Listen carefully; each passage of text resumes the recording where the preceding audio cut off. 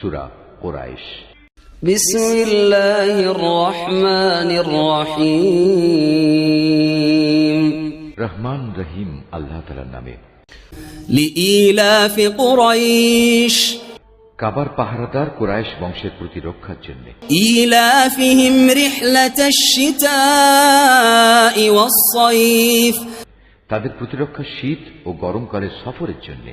ফালইয়াবুদু রাব্ব হাযাল বাইত, তাদের এ ঘরের মালিকের ইবাদত করা উচিত। আল্লাযী আত'আমাহুম মিন জু'ইন ওয়া আমানাহুম মিন খাউফ, যিনি দুর্দিনে তাদের খাবার সরবরাহ করেছেন এবং তিনি তাদের ভয় ভীতি থেকে নিরাপদ করেছেন।